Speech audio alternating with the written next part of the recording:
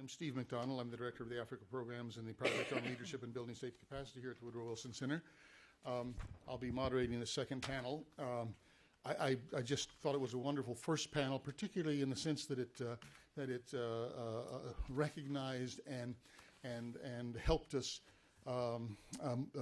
segue into what we're going to be talking about now, and recognized the overall purpose of today, and that is to try to be holistic as we're looking at Nigeria, to look at the environmental, the health, the natural resources, the population, economic issues, and how governance impacts that, how they all tie together. Extremely important and very seldom done, as Jeff was saying in his opening remarks. We put these things into silos, and we all talk to each other in our little groups and forget the interconnectivity between it all. And I think that came out very clearly as we talked about the need for governance and on economic issues, sustainable and disciplined governance, and the impact of corruption and et cetera on the population issues, and the importance of population issues in trying to do governmental planning. So we're thankful to the first panel for doing that. We're actually at this point, although the title of our presentation today, I mean our whole day is Nigeria Beyond the Headlines, we're now actually going to breach that and talk about the headlines to a certain extent. But that's why we didn't start with this one, because we wanted to set a stage that was a little bit more behind the headlines. But obviously the issues of governance and security are critical. Serious problems unfolding in those areas in the continent, but also, I mean, in Africa, in Nigeria, but also with some good news factors to it.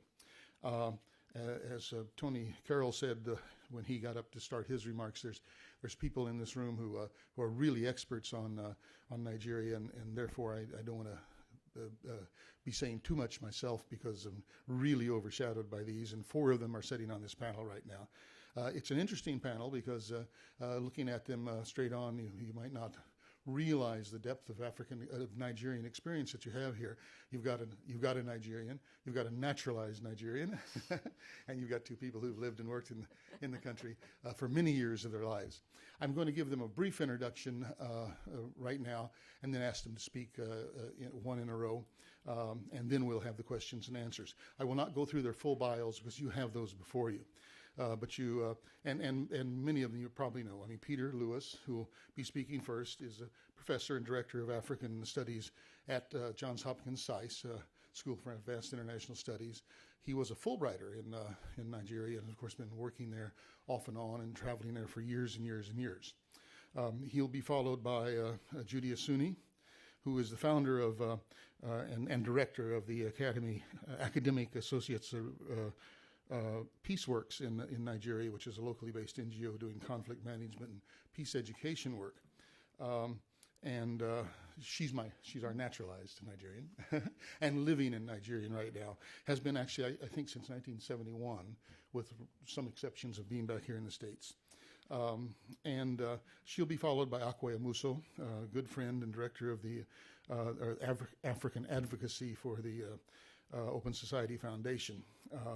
Her history is in journalism and working for UN Economic ECA, and she's Nigerian herself, but been a lifetime involved in the continent and on the continent. And then she'll be followed by Pauline Baker, who's immediate past president emeritus of the Foundation for Peace. I've known Pauline for many, many years with her work on the Hill, with the Africa Subcommittee in the Senate, and then at Aspen Institute and Carnegie Endowment for Peace, but back in her history, besides just following these issues, she also lived for 11 years in Nigeria. And so, with no further ado, I'll start with Peter. Okay, thanks.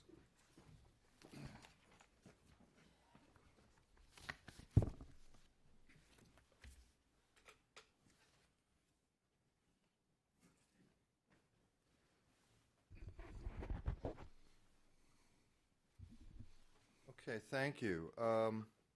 Well, first of all, thank you for the invitation and for putting together this program, which I think is timely, also well conceived, because it moves us, as in the title, well beyond the day-to-day topical concerns and into some depth on a number of other elements, demography, livelihoods, elements of the economy, which are more fundamental to understanding dynamics in Africa's most populous state. What I'd like to do at the outset in my brief presentation is just give some context to the problem of conflict in Nigeria and to talk a bit about the governance dimension and the potential role of government in managing Nigeria's multifaceted and diverse conflicts. So let's see if this works. Oh, it works. So Nigeria, and I'm going to focus on the current era because obviously we could go back further, but it would be a long and quite involved story. So I'm going to cover the post-99 period. And Nigeria's democratic government, the Fourth Republic, the third actual civilian electoral regime, has had a history of social conflict. Under military rule, well, certainly Nigeria in general has had a history of social conflict, not least of which was the Civil War in 1967 to 70, but the new dispensation has been a conflict-ridden electoral and civilian regime. Under military rule, there was a combination of repression of many social conflicts, but also pervasive and severe problems of underdevelopment, poverty, and inequality. And so while the social tensions festered and indeed intensified, there was a sort of lid on things that did contain at various times and in various places overt conflicts.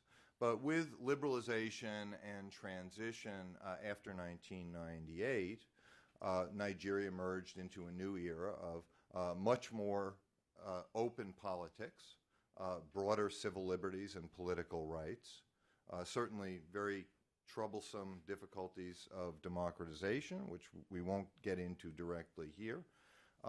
But in this more open arena and this more open domain of rights and liberties was also, unfortunately, opportunities for mobilization, conflict, and many tensions have not only burst into the open, but have emerged in the process of political change. So there's been a growing scope of social and political violence. And now I want to refer to a research project that we're nearly concluding in collaboration with Human Rights Watch, and I'd like to credit Chris Albin-Lackey and Aaron Sain for collaborating on that. And we've been doing some work as well with the Council on Foreign Relations. But SAIS has put together a comprehensive database of all incidents, all recorded incidents of violence reported in Nigerian and international media, collated all the available sources for each incident, and tried to put some kind of credible numbers and sequence and to code the type of violence that has occurred in each case. So we know there's been a lot of violence in Nigeria, but the best numbers that we've been able to collect so far in this data set, which is still in progress, is 900 plus incidents since 1998 across the country and 16,000 fatalities. So that gives you a sense of the scope and the scale of social violence, I will call it, in Nigeria.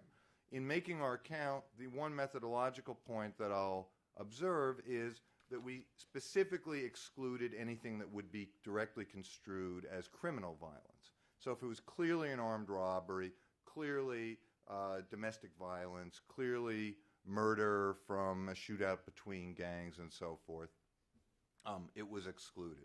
Anything else that could have a potential ethnic, religious, partisan motive was counted as social and political violence. Here we see a visualization of the total fatalities from political and social violence in Nigeria from 1998 to 2012 by community. This is up on our website in a sort of beta version under publications in the SAIS African Studies webpage. and it's interactive. Here we're using screenshots. It's not interactive. But what you see is incidents, of course, across the Federation, and the relative scale of fatalities in various places. So, of course, Jos lights up right here, more or less in the center of the screen. Kaduna not far from that, and Kano north of that. Yelwa over in the west. Clusters of small incidents in the Niger Delta and Lagos, but not a lot of big incidents in those areas. Here we've organized the data a little bit differently and color-coded it for type of violence. And so you see not only the relative scale and number of incidents, but also what types of violence it is. And to I realize this is going to move quickly, but just want to sort of present this, and then I can talk a bit more about it later and even return to it if we need to. But just to give you a sense of how these various disks and coding categories play out, here are 5 broad categories that we used for coding. Religious, political, ethnic, herder and farmer, if it was demonstrably or clearly a land-related dispute, and state violence where one side or another directly engaged security forces. We readily acknowledge, and of course everybody just intuitively know, that many, many incidents are multiple incidents or multiple codes and combined incidents. But when we separate out each of these codes, you do get some clustering. Kaduna accounts for about half of the deaths from religious violence. The Plateau-Taraba border is the site of farmer and herder violence, about 44%. Wari has been the site of about half of state-related violence, either toward the state or from the state. Jos is categorized here as ethnic and accounts for 63% of the fatalities, with Yelwa another fifth. And then there have been a number of places, including Onitsha, Umuechem, Damaturu, and others that have been categorized as political. Now, again, I just want to stress these are not our final results. This is a work in progress. And in fact, we invite people to look at this material and would be happy to circulate these slides, because we're really using a kind of open source model here in trying to get assessments from knowledgeable observers about what they think the appropriate coding and descriptions and organization should be. Nonetheless, what we've achieved here so far is the most comprehensive and I believe the most credible and verifiable compilation of different incidents with different causes and trajectories in existence. One thing that becomes abundantly clear from this simple diagram is that violence in Nigeria, while clustered in some localities, and indeed fairly few localities, does not have a single fault line or trajectory, either geographic or social. That is to say, we can identify violence as being between religious groups, between political partisans, between people contesting over land and property rights and livelihood access, directed toward foreign companies or the government, or from the government toward particular communities, and among different ethnic groups. And sometimes all of these elements are combined in a single incident or a set of episodes. And so violence in Nigeria is unfortunately quite regular, quite intense, but also quite varied in its motives, in its scope, and in its direction. There is not a single fault line, north, south, Christian, Muslim, Yoruba, Hausa, or any other such simple division.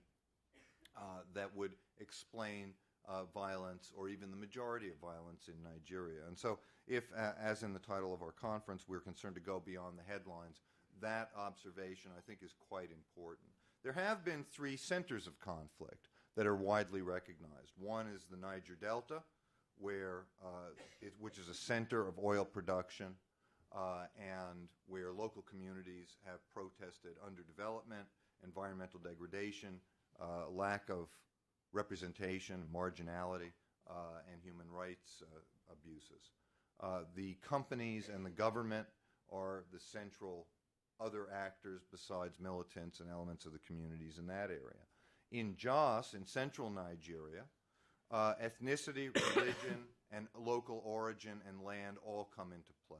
The Jos Plateau complex of conflict has been among Nigeria's deadliest, and it brings into play a number of different identity factors and cleavages. It's got both political and institutional drivers.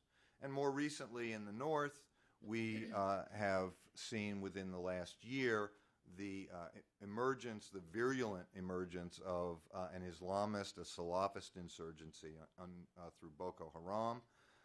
This brings into play elements of regionalism, political grievances, religion, legitimacy, all mingling and converging in parts of this and aspects of this insurgency.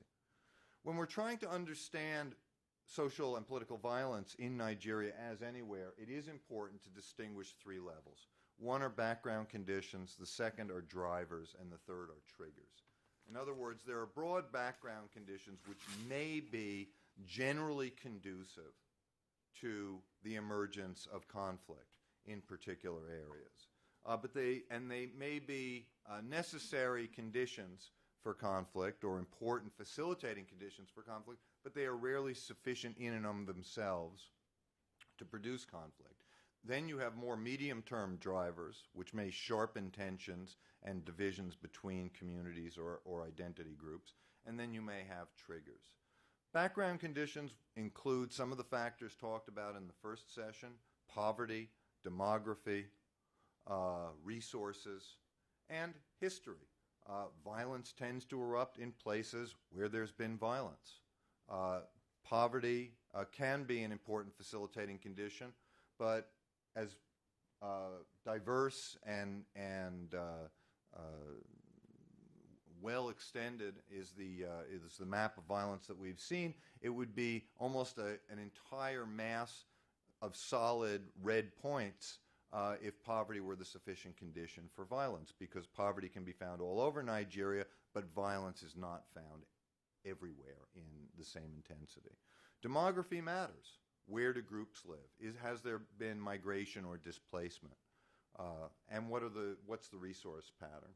Land and oil have been the 2 critical resources that have come into play. So background conditions are one facilitating factor, but again, where you have certain background conditions, groups coexisting, poverty, some resources in the area, or even a history of violence, you don't always get eruptions of violence. So then you bring in a second level, which are drivers.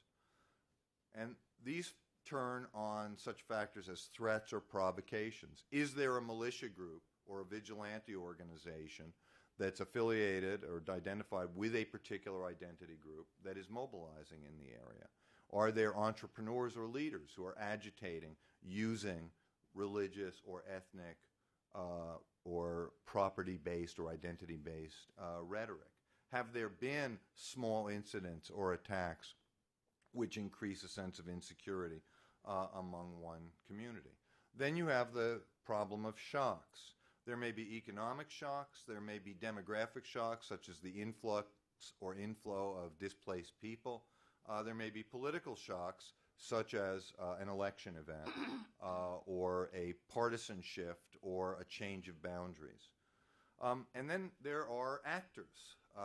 There are politicians. There are activists. There are entrepreneurs who may sharpen tensions, sharpen identities, and bring things to the fore. And in some cases, as we've seen, and Judy will talk about the Niger Delta, and we'll hear more, there have also been quite explicit and clear incidents or situations where politicians created, abetted, funded, and sponsored militias, which then went on to foster large-scale conflict. And then there are triggers, short-term events which may take a tense situation and tip it over. Sometimes it's elections, as we saw just last April, when more than 800 people died in the few days after the presidential election in Nigeria. Sometimes it may be provocative rhetoric.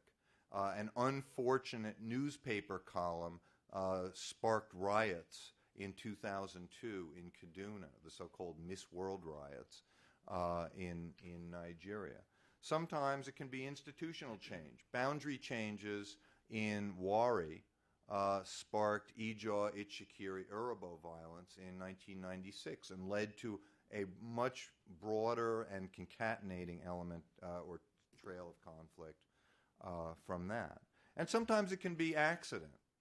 In one incident, a cow who was part of the abattoir portion of a piece of land kicked a taxi driver who was part of the car park portion. The abattoirs were run by houses. The taxis were run by Yorubas. They had been ticked off at each other for a long time, and the cow was the last straw. And several people died.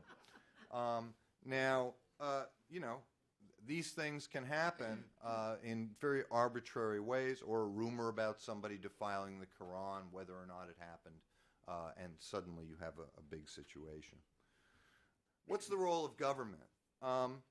I think we can identify 4 areas, and these are, I would say, the challenges and, in many cases, the deficits that can be identified in Nigeria's roiling and, we can even say, chronic course of conflict under the Fourth Republic.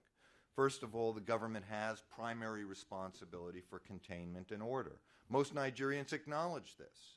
They would prefer the government to be the source of intervention, the order, source of order for first resort for emerging conflicts. So containing and imposing order through the police, through the military if need be, but with some professionalism, care, and respect for human rights. The problem that we've seen in incident after incident and in the chronic complex of Nigerian conflict has been that security forces often are reactive, ill-prepared, and quite indiscriminate in the way that they respond to violent events. And so they may or may not go after the antagonists in a conflict and actively suppress them or capture them, but they often end up abusing and killing quite a number of other people in the process. So providing containment and order, respecting human rights, and building some sense of legitimacy about the state and its ability to maintain order is an important element and a often lacking element in recent conflicts. A second element is mediation and negotiation. Government officials have the opportunity, the prerogative, to bring in either sitting members of government, cabinet ministers, representatives of the president, or what have you, or to appoint special envoys or other special groups to try and intervene in conflict situations, to engage the belligerents, and to try and get some sense of containment and some pathway to peace. This has been sorely lacking in Nigerian conflicts. The government has not been able to effectively insert mediators or negotiators into conflict situations or to manage tense areas such as Jos in a way that would reduce tensions, increase confidence, and open a path toward resolution of conflicts. Representation through elections, political appointments or institutions or other elements. Nigeria is a country of marginalized people. Every group you talk to, from the Ijaws to the Hausas, will tell you they are marginalized. And one of the reasons this perception is so deep-seated and so pervasive is because almost nobody has confidence that elections truly give them an opportunity to select and replace leaders, and that between elections they have any real access to government. So the problems of accountability, the problems of elections are bound up with the general problem of conflict. And then finally there's the question of development. We talked earlier about difficulties in the north and the relative deprivation of the north. Development has been critical to both the narrative and the demands of groups in the Niger Delta. Services, redistribution are critical elements in this problem of identity politics, people feeling unequal, and feeling like they have some stake in the Federation and some future in their communities. And so I think at this point I will probably conclude, because I've been speaking for a lot. I'll skip the last couple of slides and simply map out the terrain a bit, and we can get into specific questions and problems when we have Q&A. Thanks. Okay. Thank you, Peter.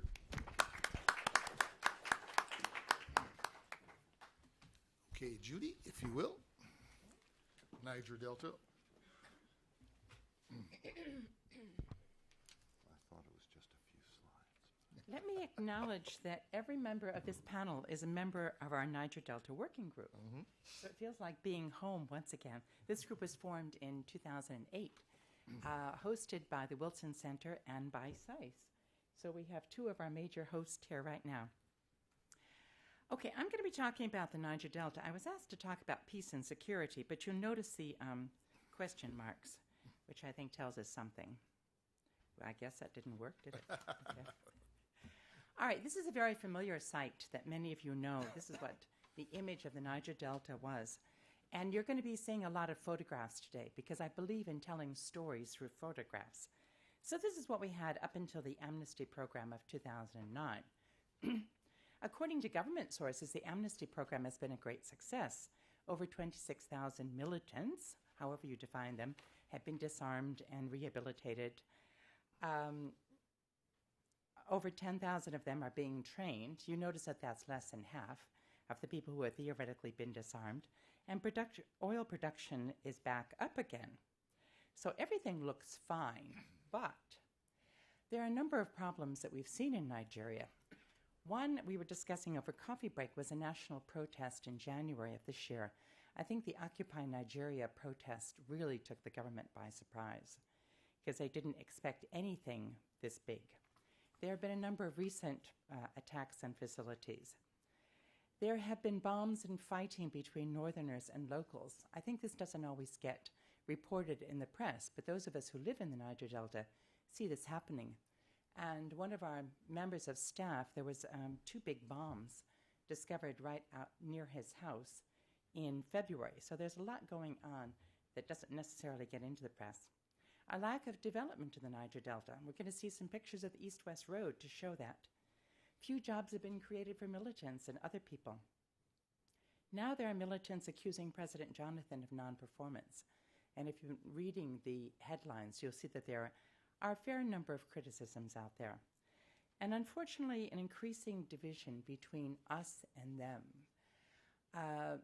Coming out of the January protest, a feeling that if you were criticizing President Jonathan, you were criticizing the Ijaws or criticizing the Niger Delta. And people in government have been playing upon these sentiments to try to curb criticisms of government. So what's causing this dissatisfaction? I have a number of sources of my information. I've been working in the Delta since the late 90s and was actively involved in certain peace processes, such as the one in River State in 2004. I've worked with government, I've worked with oil companies, with communities, and particularly with members of the armed groups. And I continue to have a good network of militants, members of the armed groups. In 2011 and 2012, we've been working intensively on constructive engagement of Niger Delta youth in their own governance process.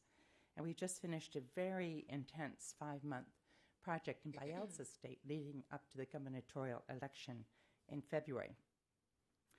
Now, some of my closest people were what were called the 3 wise men, and they called them this. These were members of armed groups who were disarmed in River State in 2004. And from the left here, you'll see JP. He was the head of the Greenlanders.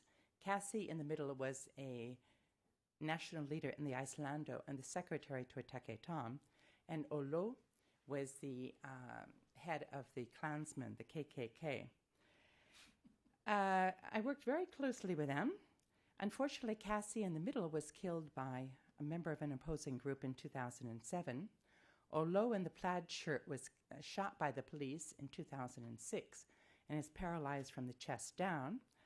JP was one, we called him the last man standing at that stage, but after my arrest in 2007, he unfortunately was jobless, went back into armed militancy, led the attack on Timi Alaibe in the Abrubra camp in 2009, and was listed as being the success story of reorientation to nonviolence coming out of the Abrubra camp.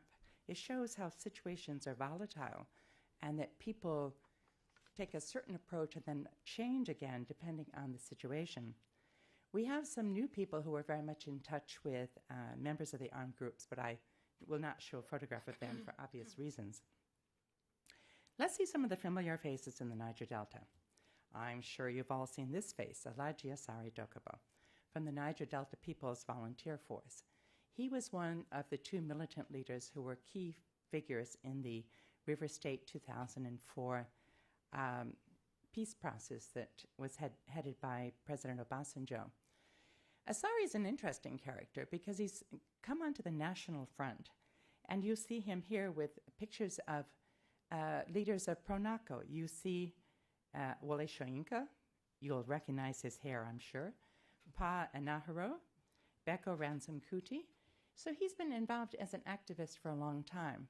He's also come on as a defendant of Goodluck Jonathan and the pro-Ija agenda. And if you've been following any of his comments since January, you'll see that he's part of this division between us and them. We are Ijas. Even though at one point he said that he has 3 Igbo grandmothers, so figure that one out. His major opponent in the conflicts in River State up to 2004 was Ateke Tom, who was the head of the Niger Delta Vigilante. Now, he was part of the peace accord in 2004, but I could not find a single picture of him. October 1st, 2004. Here he is in another peace process with President Yar'Adua on October 1st, 2009, where he once again disarmed and handed in all of his arms. You begin to wonder how many times somebody has to disarm. Okay, so Ateke was a major militant leader. He at one stage chased out Kochman, who's the guy in the patterned cap there. He was actually the original founder of the Islando cult Confraternity. And at the ripe age of 17 in 1993, he started the cult, the confraternity situation in River State. 17 years old, he became a cult leader. However, Ateke, who's backing him here, chased him out and established control of the Islando cult in River State in the late 90s. Now, Ateke and Kochman had not been speaking until this year, when Ateke had to bury his mother-in-law in Nembe, which is in Bayelsa State, and that is also Kochman's hometown. So they had a reconciliation process facilitated by some of our guys underground, first in Lagos, and then they had a huge funeral in Nembe, to which Ateke brought actresses, musicians, national figures were carried into Nembe by this former militant leader for his mother-in-law's funeral. Ateke will hire helicopters for $1.5 million whenever he wants to go to the funeral or when he wants to go to his home area in Okrika, a former militant leader who's now moving well with popular culture and political figures. An even more interesting militant leader is Boy Loaf, also known as Victor Ben. He's looking good in this photograph, don't you think? Well, here he is when he was taken for a disarmament process with President Yar'Adua in August of 2009. He was one of the first people to be disarmed. He's the one in the blue coat. And here he is again as a presidential envoy. In February of this year, he was in Holland inspecting training facilities for people from the Amnesty Program. As one paper pointed out, he had no professional qualifications for inspecting training facilities, but he was there with his ESTA code of foreign exchange, his first-class hotels, and his aides that go with the position. So here we have Boileau, ex-militant leader. Probably even more dramatic, of course, is Tom Polo, probably one of the best known militant leaders and one of the original founders of MEND, the movement for the emancipation of the Niger Delta. Tom Polo is an interesting character. He's an Igbesu priest, has very strong spiritual powers, and that is one of the ways that he was able to gain followers and keep them. He was also very good at dividing the spoils. What we found out was that the ethnic conflict in Wari in the late 90s was actually a front in many ways for oil bunkering activities. So Tom Polo made a great deal of wealth, a great deal of money back in the 1990s, and he also had contracts from oil companies for surveillance and protection. Even more dramatic is the contract that he's just been given by the federal government under the name of a company called Global West Vessel Support Specialist Nigeria, a contract of something like $103 million to protect the entire shoreline of Nigeria. Here is Tom Polo during his days as a MEND leader, and here he is again in a meeting with Yar'Adua in late 2009. There was a wonderful picture in the papers just recently of a celebration, a traditional celebration that was held in his hometown, where they were all dressed up in traditional regalia, but unfortunately I couldn't find it. Now, these are all ex-militant leaders who did very well for themselves. One who didn't do so well was Soboma George. He was another major Islando leader. He was disarmed in August 2009 and killed by his own men in August 2010, seemingly of a deal gone wrong, where he was hired to kill off a former deputy governor, and his boys did not do it, so he attacked them, and they in turn killed him off. Another one who didn't do so well is the guy on the right. This is Jan Togo. He was another militant leader who decided that because other people had benefited so much, it was his turn to benefit as well. He was killed off. And here are some more people who didn't do so well. Now, you wonder what is going on? Why are these problems arising in the Niger Delta? And it's interesting, in 2006, right after the first hostage takings, we worked with then Governor Goodluck Jonathan to arrange a big Yenagoa Accord meeting that brought people from all over the country to address the issues in the Niger Delta. Less than a month after that, well, actually like 10 days after that, there were more attacks on oil facilities. And on March 1st, 2006, MEND issued a list of demands, which I put into 4 basic conflict drivers. One was governance issues, one was lack of participation in the oil and gas industry, the third was lack of socioeconomic development, and the fourth one was militarization in the Niger Delta, which in 2006 was still fairly new. Governance, of course, is a very big problem in the Delta. There are huge amounts of money going into the Niger Delta and very little to be seen for it. And here is a familiar face. I think this is an extreme example of corruption and bad governance practiced in the Delta. The impact of the oil and gas industry, of course, affects the environment. We'll hear more about that this afternoon. And yet there's very little participation of people from the region in the industry that impacts their area both environmentally and socially.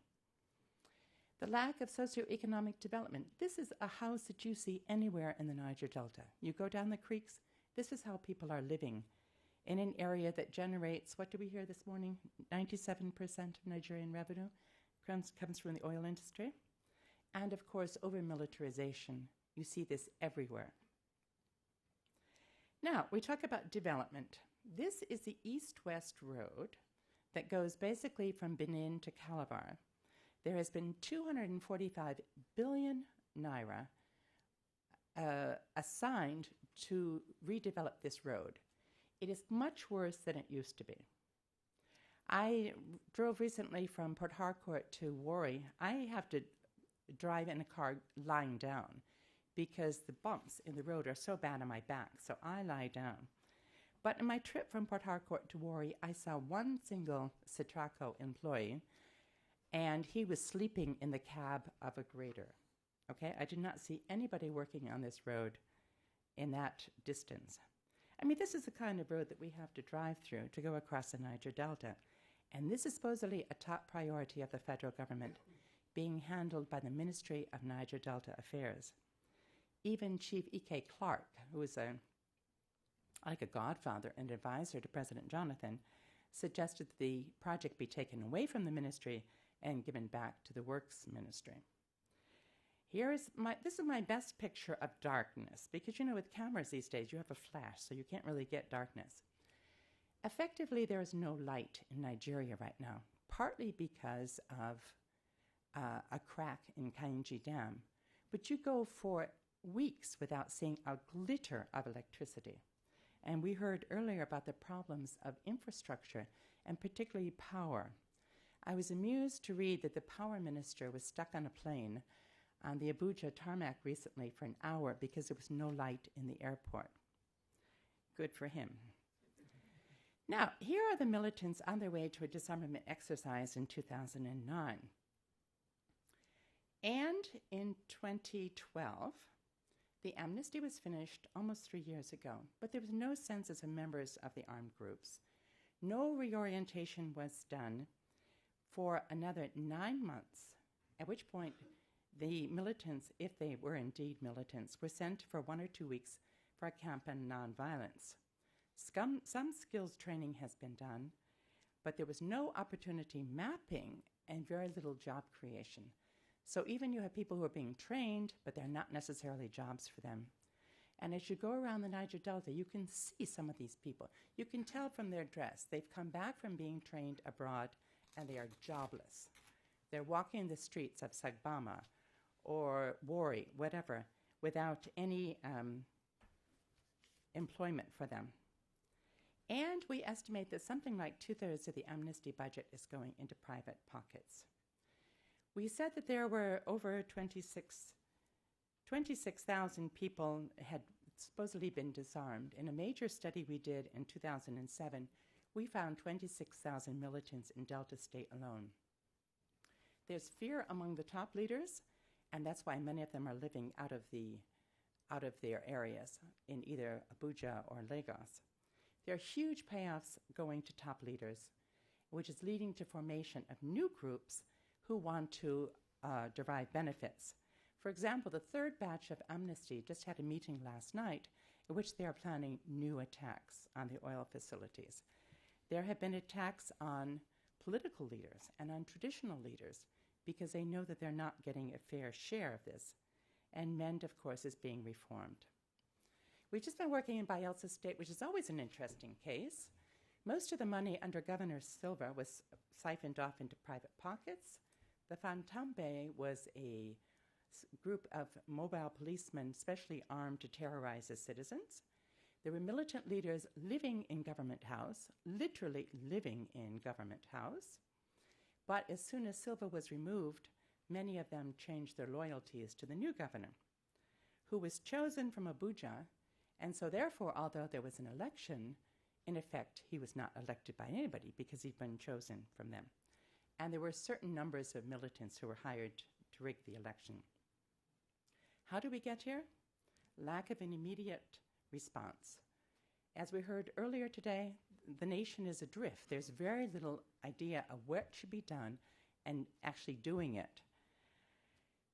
And I'm afraid that the Nigerian government and international community have not really addressed the basic problems of the region. I think there are a few possibilities for peace, and I've listed them there. I would like to jump down, though, to a new thing that I see where people are becoming involved in their own governance process. Here are people snapping the counting of ballots during the elections, there really is an active approach to people responding to government now. We set up a social media tracking center to look at the impact of social media on the elections last year. And I have some hard copies of the report and some electronic copies if you would like to see how this was actually monitored. We're also having a conference next month, May 14th and 15th, on new media and governance to look at how new media can be used effectively. We've trained through a project with DILFID thousands of social media activists. Here's an example of a nice internet cafe in Sagbama, which is a rural community in Bayelsa State. And you see the level of intensity, the number of people who are interested in learning about social media. We've also trained the traditional media practitioners in use of social media. We have started a new NIJA Facebook group and encouraged a number of the people that we've trained to sign up there.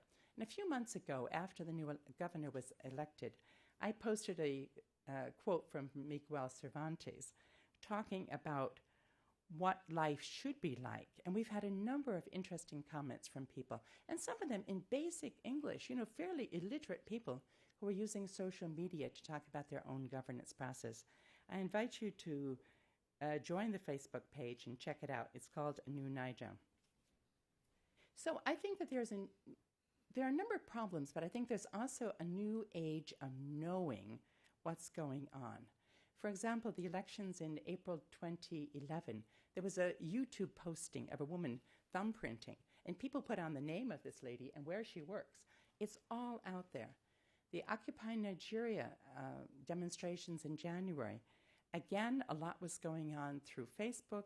Organizations were posting their movements, etc. There was a joke that I couldn't find on my BlackBerry, unfortunately, but it was talking about different nationalities doing different activities, whereas Nigerians sit and ping on their BBs. We're always on our BlackBerries. There have been a number of probes by the National Assembly, and these have been televised, and there have been blogs. Twitter is extremely active. A lot of information is out there. For example, about the Kano bombings, budgets. Nasser El-Rufai is very active on Twitter. So if you'd like to follow what's going on from an alternative point of view in Nigeria, I suggest you follow El-Rufai on Twitter. So this is an exciting, positive end to my presentation, I hope. Thank you. Thank you, Judy, very much. Okay, Akwe. Oops.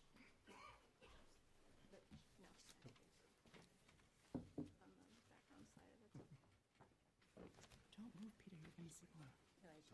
Don't move, you're going to see more. Okay, I just need to put these papers here somewhere. She's just speaking. Good morning, everybody. Okay, well, first of all, grateful to be invited to be here today, but I feel constrained to say that unlike my colleagues on the panel who are very, substantive researchers and thinkers on these issues, I am a generalist, a jack of all trades. I've done a lot of journalism in my life, and I do a lot of advocacy on my life, and every day is a different country. And I just want to make it clear that I'm going to be giving you something that's a lot more impressionistic, I think, than many of the people here today, and want to apologize for that. Couple of questions to start out with. Could it be true that public attitudes to and expectations of governance in Nigeria have undergone a significant shift? I think that's what I want to try and answer today. If so, when and why? Is there any empirical evidence that would support that view? And could we begin to think about how you'd map out a path from some as yet undefined moment to the present, which shows why public expectations and aspirations have changed? Those are the questions that I asked myself in trying to come at this topic today. The impressionistic answer I have is that something very particular has happened, something very distinctive has happened. And it was crystallized for me in the January protests. So I want to probe that a little bit, and with the caveat that, as I say, it's impressionistic. A word on sources. The go-to source on what Nigerians are thinking, if you want to go for something that's scientific, that's something that's documented, is Afrobarometer. I may be wrong, but I think that because round 5 is still in process, PT will correct me if we don't have very recent data. What I wanted to look at was the past year to 18 months, but I think it's soon to come, right? Round 5 is imminent. Okay, so in the light of a good body of data that's about to come, I myself may want to change what I'm going to say once I've seen that data. In the meantime, what I did was take a look at some polls that were available. And particularly, I started out, what I wanted to know was, can you draw any kind of a contrast between the early months of President Jonathan's tenure and December last year? And so I went and looked, and what I found was that NOI Gallup did a poll in November 2010. 1,500 people, face-to-face interviews, people over 15. And they asked a bunch of questions, which I'm not going to go into. The one I was particularly interested in was, what do Nigerians think should be the top priorities of government at that point? And 19% of the sample says extend electricity access, and 12% says job creation, and then provide better education opportunities and deal with corruption. Both roughly 10% of the sample prioritized those. I then jump forward a year and look at a USAID/IRI poll conducted by Opinion Research Business. They talked to over 3,000 people, 3,078. So it's a bigger sample, and it's slightly older. They're 18 and over, not 15 and over. Overall perspective, interestingly, was not cheerful. 39% thought the country was headed in the right direction, but 56% thought it was headed in the wrong direction. But actually, those numbers were not very different 1 year before. So that doesn't tell you anything about any major change over the period. What should be the top priority for government now, a year later? Where the NOI Gallup poll had heard electrification at the top and then job creation next, this poll found that 32% put job creation at the top of the list, 17% prioritized agriculture, and 14% prioritized electric power. And if you look at another question that was right beside it, what's the biggest problem facing the nation? 20% say unemployment and 19% say corruption. How did those respondents rate the government's efforts to address the most distressing problems in the country? 63% were very dissatisfied with government efforts to deal with unemployment. 55% were very dissatisfied with efforts to deal with poverty. 48% were very dissatisfied with anti-corruption efforts. 46% very unhappy about anti-terrorism efforts, and 42% very dissatisfied with the lack of electricity. It's invidious to try and compare two different polls in this way, and I'm not going to try and do that. What I want to illustrate to you is that at that point, which is November last year, the intensity of the complaint about the situation that people are in is much clearer. If you look back at the earlier poll a year before, you see a much more diffuse picture, and you don't see nearly such an acute complaint being made. So that was something that struck me. I think it's not irrelevant, and we've had a variety of numbers, some of which didn't tally with mine this morning, about poverty increase in Nigeria. I'm going with the National Bureau of Statistics, which was reported by the Economist Intelligence Unit recently, as having said that where in 2004 51.6% of the population was living on less than $1 a day. By 2010, that number has risen 10 percentage points to 61.2%. And they were forecasting a rise of another 1.5 percentage points for 2011. So I'm suggesting to you that in this period, probably starting quite a way back, not just in the last 18 months, people are beginning to feel more acutely the difficulties around poverty, around jobs, around lack of services. And into that mix comes discussion about removing the fuel subsidy. And I'll just take one more poll, which was conducted on behalf of the Clean Foundation, which, for those of you who don't know, is a very, I think, impressive NGO in Nigeria that focuses on citizen security and governance issues. And this was also conducted in October, November, end of October last year. And the respondents in that poll were extremely clear. 66% knew that the removal of the subsidy was proposed. 87% were opposed to it. 46% predicted that Nigerians would protest any removal of the subsidy. 28% said they personally would join public demonstrations. 11% said they would fight the removal of the subsidy through industrial action. In other words, 2 months before the announcement was made, nearly a third of the respondents to this poll, which was 1,000 plus people, were already planning to demonstrate or go on strike. And whatever else you can say, the protests should not have come as a surprise to the government or indeed to anyone else. But it's my view that in this context of this rising sense of dissatisfaction, and then the prospect of a really major increase in prices, both directly at the fuel pump, but also through the multiplier effect across the board in people's living costs, that something happened, something snapped, that there was an intensifying of public anger. And when you see the announcement made in January, I think there are some very clear differences between the protests that you saw following in those first 3 weeks of January and past strikes, price-related strikes, 1988, 2000. My recollection of those earlier strikes is that they are very much focused on price.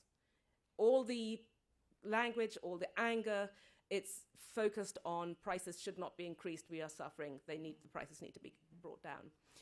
The difference that I saw in January was, and it was encapsulated in this sentence from a student who was quoted on Reuters. He said, the bottom line is we don't trust the government to do what they say anymore. And if you look on Twitter, if you look on the blogs, if you look at the various social media, if you look at the news coverage, they all are saying the same thing. It's all about the governance. Suddenly people start circulating the cost of watering the gardens in the presidential villa compound. Suddenly they start talking about what the food bill is for the presidential family. There is a range of commentary, but they start looking at the detail of the numbers. I don't know if some of you will know yourbudget.com. Is one example of several websites which started to delve into the national budget to ask harder questions about who was spending the money, what it was being spent on. And the lack of trust in governance seems to me a very different thing from a complaint about price. We heard earlier about the distinction between, poverty being not necessarily a driver of violence. In the same sense, I might suggest that just being angry about the price doesn't mean that you want to change the way the system works. You just want somebody to reduce the prices. The quality of the protests in January, in my view, was quite different. It was, we don't want this system anymore. And the Occupy Nigeria consolidation, if you like, really encapsulates that they were looking for a different Nigeria. And that was all evident in the language. I need to rush, but I want to just run through a few points. I think you can hypothesize that civil society, as a critical part of any governance model that's effective in a democracy, was really not there until the post-military period. And when it first began to emerge, which was actually just before, or it was largely defensive. It was protesting at the military. It wasn't proactively trying to reorganize the way that the world should work. If you look over the subsequent 2 decades, you see an increasing sophistication, effectiveness, better planning, better cooperation between civil society organizations, to the point where you get to January and you see a kind of, or in fact, let's just even go back to last April, to the election. You see, in my view, an unprecedented ability of civil society to organize itself and for example, mount things like the Situation Room that was monitoring the election, transformed the way that commentary was made and the community and the wider international community was informed about the electoral process. And I think you could, I'm not going to try and do it here, but you could look back over this 20 years and look at some absolutely critical moments where thinking evolved. I guess you could call them teachable moments. I mean, I'm thinking about Ribadu's first period at the EFCC, which showing people it was possible to change the terms. The third term crisis, even before that, is probably, for me, the first moment. The cleaning up of the banking sector, critical moment. The revelations about what money was being used for by Madame Ibru and many other people, a big change in people's kind of recognition. Then on the positive side again, Jega's tenure at the EFC, at INEC, what a transformation that was. And then right up to the present day, to this very week, if you look at the Farouk Lawan's report and the committee report, the fact that it was televised, we were just hearing, the way that the population is reacting, I think you've just got a really, really different atmosphere out there. And I'd say there's increasing density of civil society. I'd say that the quality of the civil society organization is much increased, and we could point to many. I mean, CDD, Clean Foundation, Enough is Enough, the Citizens Wealth Platform, I mentioned yourbudget.com, Civil Rights Congress. There's a whole range of organizations that are doing much more substantive work. And this, by the way, goes beyond the NGOs. If you go and look, I mean, Catholic friend of mine called me the other day and said, did I know that every day in the Catholic Church after the service there would be a prayer against bad governance? This is a change. It's kind of become part of the day-to-day language. And then I think also on the government front, you need to give credit where it's due. There have been some critical developments. For example, the Uwais Commission that came after Yar'Adua was forced to admit that his election had not been reliable. Those recommendations have not been implemented, but they definitely have changed the environment. They've influenced what Jega did. They're part of the language.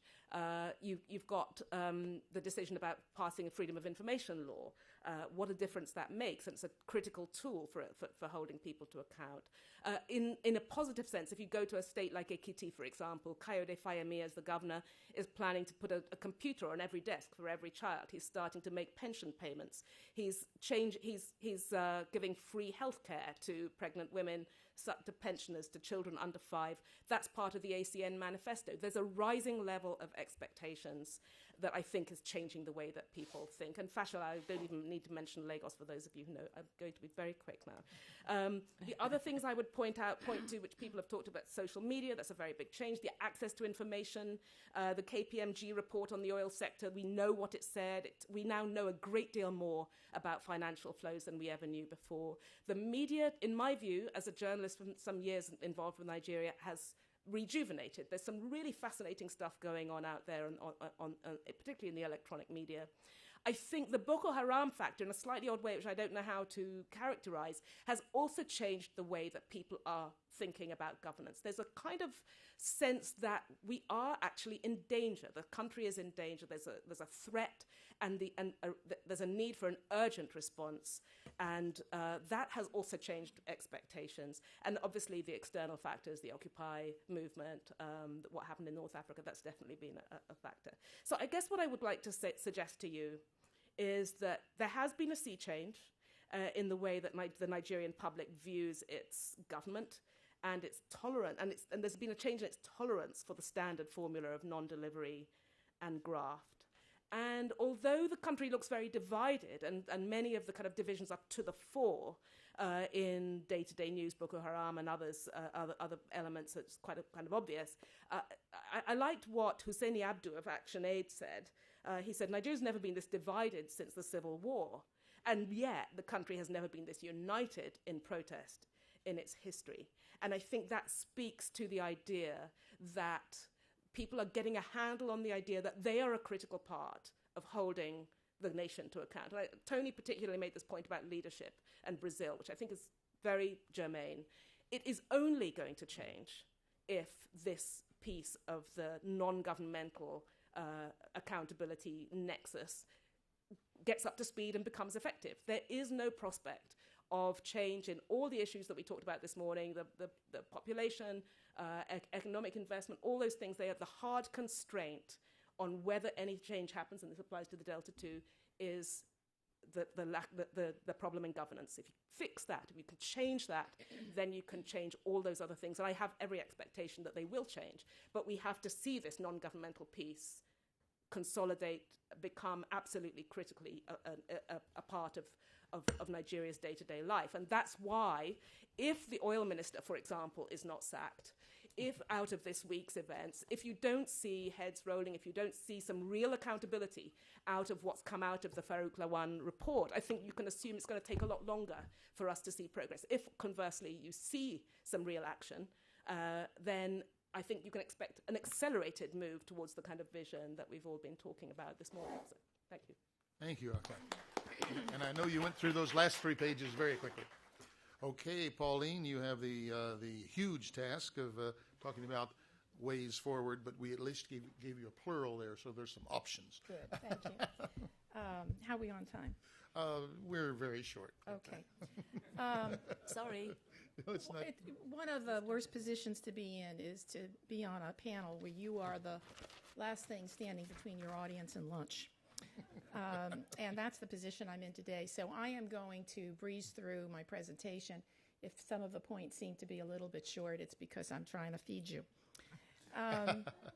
The whole issue of governance in Nigeria, or the discussion of governance anywhere, is a rather fuzzy kind of discussion. Sometimes it's a catch-all phrase and everybody says there's not any governance. And I went to the World Bank to see how they defined governance. And it was stunning to me in the context of Nigeria because they boil it down into 3 clusters: political, economic, and institutional clusters. And then they have measures of each of those clusters. And without going into the actual definition, I thought it was a good start, but very, very insufficient in terms of understanding governance in a country like Nigeria, because there's no real no mention of representation, of political inclusion, the role of ethnicity, religion, so forth, which is really this whole question of identity and representation and inclusive government is one of the most critical ones in governance in Nigeria. And there's also no mention of what Akwe was talking about, how the state relates to civil society, the role of the media, economic mobility, inequality, other issues that we were talking about today. It's a much more static definition of governance measured by traditional criteria of elections, absence of violence, etc. So what I wanted to focus on today is the whole question of governance as seen through the problem of managing diversity, and the question of can Nigeria survive, really, and maintain its unity in a society which is getting increasingly diverse, as we heard today. The economic good news that we're seeing has a kind of a dark side because it's going to increase inequality, it's going to increase competition for the kinds of resources that you're going to be talking about this afternoon. And I want to recall a speech that Assistant Secretary Johnny Carson delivered earlier this month, in which he was warning that Islamic militants were capitalizing on the discontent in Nigeria. And as Peter said, every group in Nigeria feels marginalized. But he asserted that the threat from Boko Haram has grown as Nigeria's standard of living has declined. He made that link between increasing poverty and increasing militancy. He also said that desperation, and that was the word he used, desperation, is especially felt in the northern states where Muslims are the majority. And that the UN had also reported that poverty in Nigeria's 12 northern states is nearly twice the rate of the rest of the country. That one statistic alone has incredible import on how Nigerians themselves see their government and whether or not the kind of good news, bad news that we're constantly sifting through relates to Nigerians in their own country. And even more worrying is that in Borno and the states that are affected by Boko Haram, children are dropping out of school because Boko Haram is targeting Western schools. So this relationship between development and security and conflict and how that relates to people's identity is very, very critical. So the basic problem, as I see it, of governance in Nigeria, along with all the other issues that I think this panel has raised quite appropriately, but especially the North, is that people do not feel, as Ambassador Carson said, that the government is on their side and that their troubles, including poverty, is their fault. It's the fault of the government. They're blaming the government. So in discussing the ways forward, I've divided these suggestions into two parts, short-term and long-term. In the short term, it seems to me that priority areas for governance includes focusing on the three major conflict zones with an emphasis on development, not an emphasis on a military response. The rise of violence, which Peter showed us really is national, but concentrated on these three zones, is a symptom of a deeper problem in Nigeria. So if you deal with it just by repressing violence and not getting to the root issues, you're not going anywhere. I think Judy made that point in the Niger Delta very well. In the Middle Belt, I think you really need to get even deeper and talk about, and this applies to everything, the issue of land. And why couldn't the Nigerian government, for example, create land courts in the areas where land is one of the triggers, which begins to codify ownership and arbitrate the kind of differences that emerge between migrant herders and settler farmers. But the lack of any institutional mechanism for resolving such disputes increasingly leads to violence. In the north, Nigeria needs to include more northern leaders in creating a response to Boko Haram. I know this is very complex because they feel that some of the leaders are in fact in cahoots with Boko Haram, but that doesn't mean that you can't get involved in including authentic leaders and representatives in your response to a crisis that large. And in the Niger Delta, I think what Judy showed us is that the lesson to be drawn is that violence pays, because it's the violent ones that are getting all the benefits in the amnesty program, and you're getting the third batches and so forth. And that, too, is a symptom of the fact that the government is not responding to the root causes. They're responding only to the violence and trying to co-opt the militants into not being militant. And, of course, if you're jobless and you're a youth in the Niger Delta, why not become a militant and then make demands where you can basically get a job for life in the form of a subsidy? In all three conflict zones, population issues, health issues, and natural resources are critical issues. But so is the political economy, and I think we all know the problems that faces as Nigeria tries to grow nationally, tries to grow its economy, but forgets about the political fallout as the oil subsidy incident showed. But even more important are the long-term priorities. And here I would really say that we've got to look at some of the structural issues in the Nigerian government that need to be taken a second look at. First and foremost is the nature of the federal system. And I should preface my remarks here by saying that Nigeria is one of the countries that has been the most experimental and the most innovative in trying to think of ways to be politically inclusive. And among the ways they have done that is to create more states, to have an electoral system in which a president not only has to get the majority of votes, but a fourth of the votes in 2/3 of the states, so there's not an ethnic president. The whole notion of a federal character and appointing people from every state into the cabinet, and other measures. These are good initiatives, but they haven't worked out as intended, and there have been a lot of unintended consequences, including clashes with the Constitution, as the whole issue about Jonathan's presidency showed, and the zoning issue and how that fed into it. So it's not so simplistic. But nonetheless, this is a country which is very diverse and yet has really tried to be very innovative in what it adopts. But it hasn't gone far enough. The nature of the federal system, including policies on revenue sharing, accountability, and transparency to ensure that corrupt leaders do not divert funds, prosecutions for corruption, as Akwe was saying, really enforce the rule of law. That needs to be looked at. The policies toward indigents, part of the federal character principle, also includes a constitutional provision which gives preference to indigents in a certain state. That creates two classes of citizens in Nigeria. And it is really a tool of discrimination, even though the intent was a good intent to protect indigents, so-called, never defined in the Constitution, from inroads from newly migrated people. But instead of using lineage as the criteria, it should be residency. So anyone who lives for a long time in a state has equal rights to own property, to get contracts, to go to school, etc. This has been one of the triggers in the conflict in the Middle Belt, which Peter has shown us has had one of the highest rates of violence and fatalities. This means that Nigeria should really take another look at the concept of citizenship and how they can define the benefits of citizenship to supplant the strong identities that are now growing on region, ethnicity, religion, etc.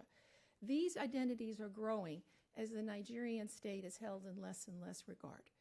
And that kind of trend has to be stopped by showing that we are all Nigerians and what all Nigerians are entitled to and how they can get along better. They need to review the zoning principle as well as the federal character principle. That has been also criticized because while it does ensure representation at the center, it also ensures or has been criticized for ensuring that a lot of people who are not really that competent are serving in government, and merit is not the real criterion for appointments. Political institutions need to be revised to better reflect local needs. One of the examples of this could be the police. There's a national police. There are no local police. Nigerian central governments have forever been wary of that because they think they'll become local militias controlled by the governors or by the people who are the elders and the influentials at the local level, and the security situation would get worse. In fact, if you really had policemen who spoke the local language, it probably would be a good thing. So revising the police and getting them to be more professional is going to be and should be a high priority in governance. They need to address also the issue of inequality. I know it's very tempting, and we saw it in this morning's panel, to really cheer on the kinds of potential and economic opportunities that are in Nigeria. But if we forget that the question of distribution of those benefits have to be equally shared, then we are creating the seeds of more conflict, which will then undermine economic development. So we shouldn't be rushed into just putting projects in the South because that's the area of the greatest opportunity. We should also look at, could we revive the groundnut industry in the North? Could we do more on the cotton in the North? We need to really look at the northern sense of marginalization now, precisely because everything is coming together now in a way that is going to make that region very explosive. And I know that Nigerians are very, very aware of the threat of civil war that Biafra created. And some of the good things, the experimentation with political inclusiveness came out of that very concern of not having another Biafra. Well, the riots and the violence in the North that were occurred against Southerners was reminded people of the pogroms that preceded the Civil War. And I think that we ought to be very aware of that and the fact that that is a highly sensitive issue. And I also would like to also stress that the population statistics we saw in the first panel showed that there's going to be a youth bulge and high unemployed youth in Nigeria. Again, that could equally be converted into either a religious or a regional clash, as certain youths get opportunities and other youths do not. So we really have to be mindful of the next generation, and where there is job generation and there is investment, to really favor the youth as much as we can. So the central question for me then, to sum up, is how Nigeria manages its diversity and how it creates a more politically inclusive government. Thank you. Thank you, Polly. Thank you very much. What a good panel presentation. I wish we had more time for taking questions. Do we have any time for taking questions? One round. Okay, let's take one round of questions. Be very, very brief. And I'm going to ask for 3 to 4 questions. We'll do a response on that, then we'll have to break for lunch. Okay, raise your hands, and we will, first the fellow in the middle there. Mm-hmm.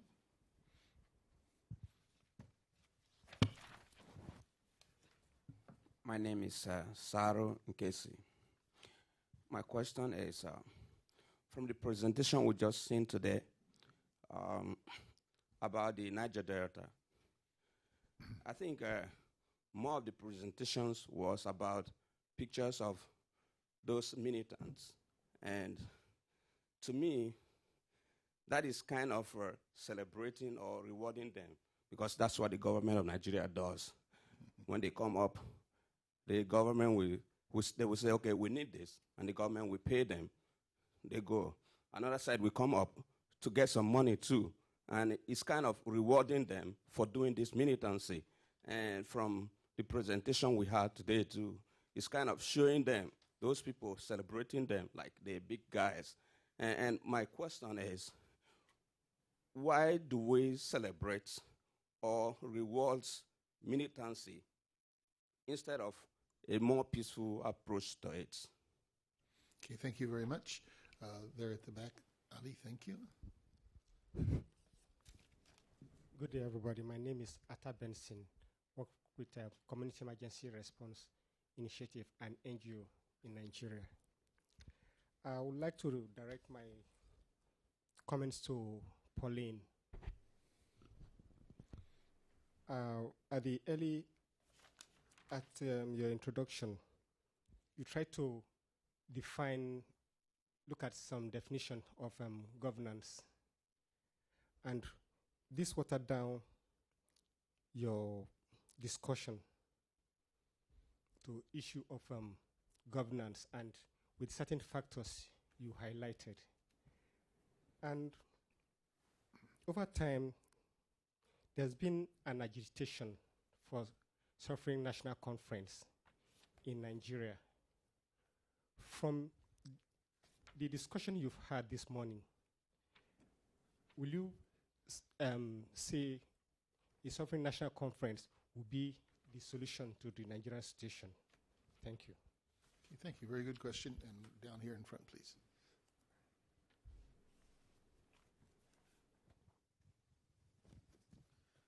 Yeah, Chia-Chen, freelance correspondent, Bethesda, Maryland. I would like to point certain things, and I will see what have been done. And first is this: one aspect is spread the knowledge. I think the government should have some outreach program.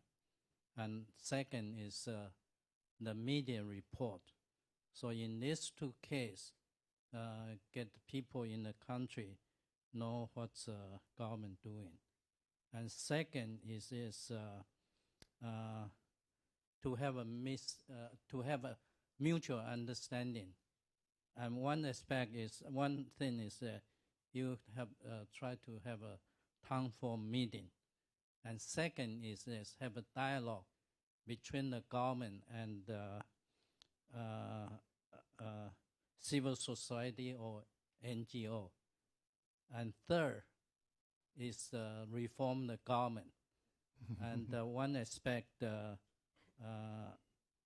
Baker had mentioned is the structural issue.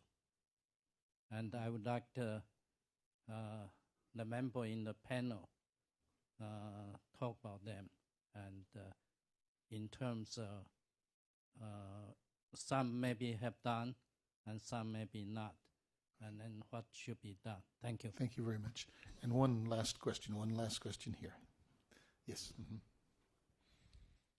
Thank you. My name is Priscilla Chakwa, again from Women Environmental Program.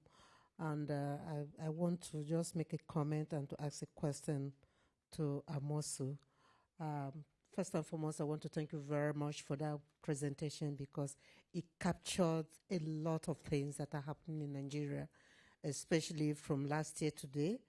The Occupy Nigeria, some of us were also involved, and even the campaign for what is going on right now about the Farouk report, the waste report. We are all very much involved. So you've really, really done your homework. I must commend you for that because most of the issues you have presented are correct. But having said that, yes, the issue of the civil society coming up very strongly is also very correct. But I just want to ask a question. What do you think that the civil society should do to become stronger than the way we are now? Because just as the country is as much as diverse, so are the civil society also diverse with our different background and different ideologies. And it's becoming even very difficult for us to be more united in order to work as a group. And then the second question is, working with the government has been like a hurricane tax because of the mistrust that both the civil society has with the government and the government has with the civil society. We've been trying to see how we can work with. It's not just about criticism, but also preferring some kind of solutions that the government will take on board. But that has not yielded, success enough. What do you think, and what are the strategies that you think that the civil society should be more engaged in order to work successfully and place itself as the watchdog or even complementary to what the government is doing? Thank you. Okay, thank you very much. 4 very good questions. I think what we're going to do is just, this will have to be the last, so we'll just start in reverse order with you, Pauline. Some of these were specifically asked of individuals, but any of the questions you want to respond to, and come right down the line. I will just deal with the question on a sovereign national conference. I think that's an excellent question. I was expecting it, actually. I think there needs to be some mechanism by which you can reopen these questions in a way that's constructive. And a national conference would be a wonderful way to do it. The problem is the word sovereign, which tends to create resistance in the government because that means whatever comes out of the conference is supposed to be adopted without any consideration. So if the people who are proposing this could recommend a national conference that could lead to a white paper that would be submitted for the government and the parliament to consider, to reopen some of the questions about Nigerian associations and some of the issues that I raised. I think that would be a step forward. I think it would relieve a lot of the tension that's in Nigerian society today. A lot of people would not feel marginalized.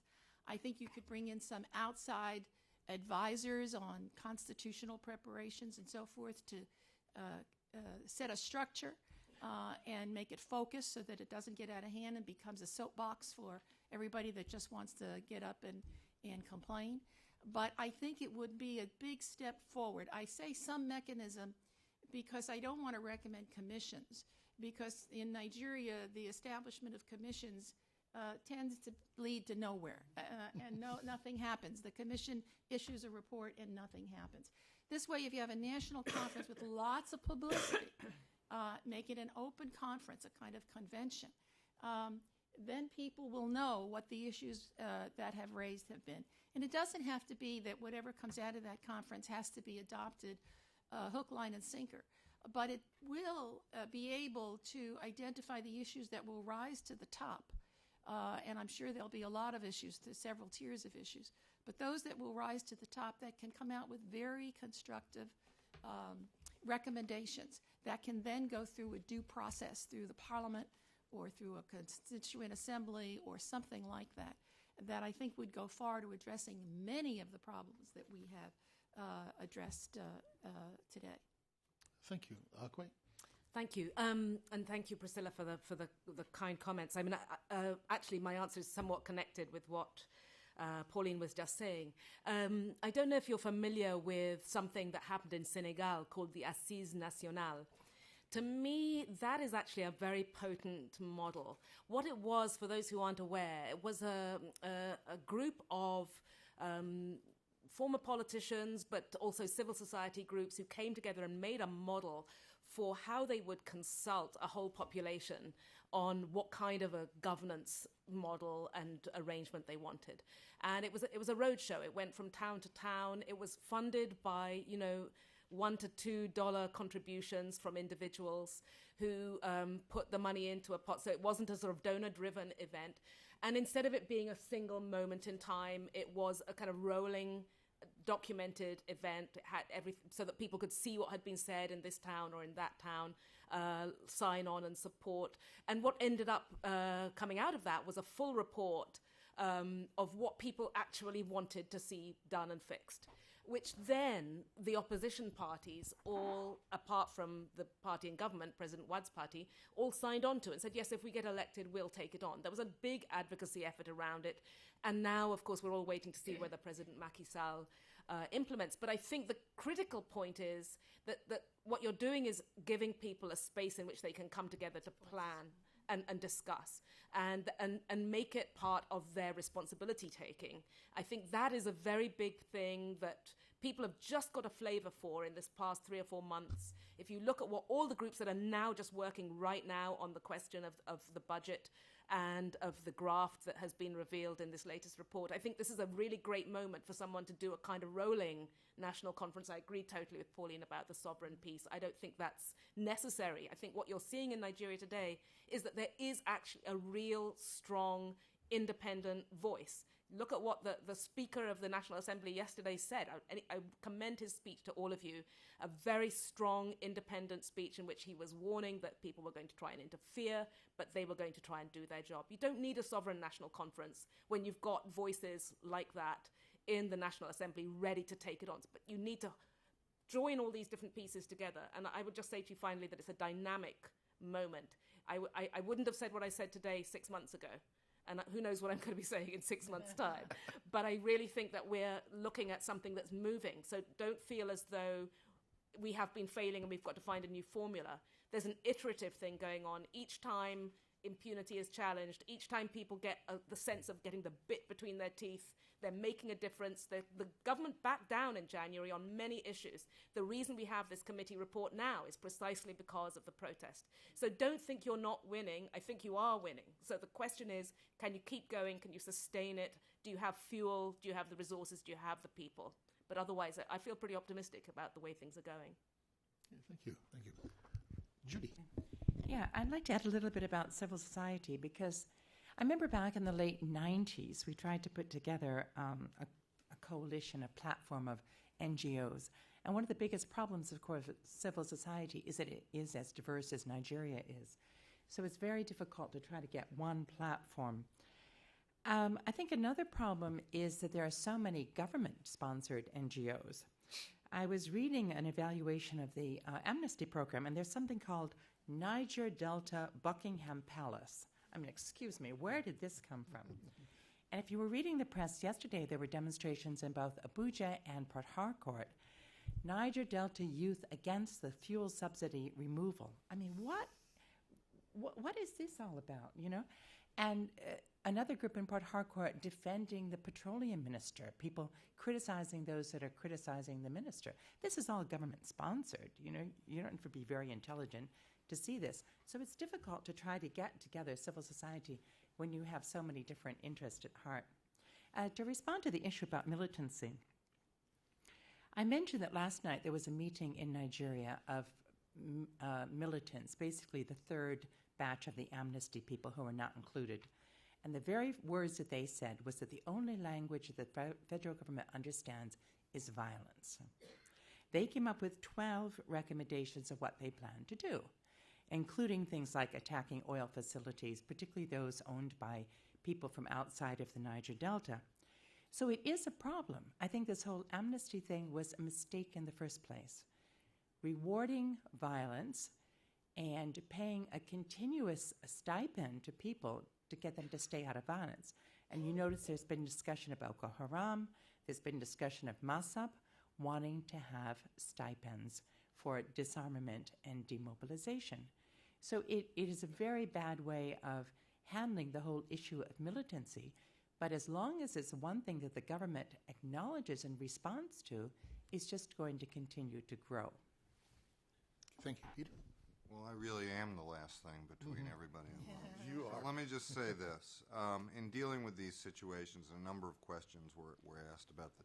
I would just strongly agree with Pauline that you focus on the core conflicts, the most intractable chronic conflicts, and you have three elements in each response. You don't lead with security. Security is an important component. It has to be professional. It has to be focused. It has to be targeted. You do have to deter violence. You do have to go after people who are committing acts of terror and acts of violence, but you have to do so in a professional way. More important probably is the political piece. You have to engage with militant groups, find a way of negotiating ceasefires and a reduction in violence, and find a broader way of promoting inclusion of the communities in these areas. A bad governor is at the core of the problem in Jos. Governors and bad elections were at the core, have been at the core, and remain at the core of the problem in the Niger Delta. Those political issues have not been tackled effectively by government. They need to be. And then, of course, as Pauline says, you need a development piece. I can simply cite Judy's slide of the road, the east-west road. If that one project actually went through, it could transform the whole thinking about the Niger Delta, the whole mood across the board about what was going on in the Niger Delta. And those potholes the size of vans tell the whole story. Okay, thank you very much.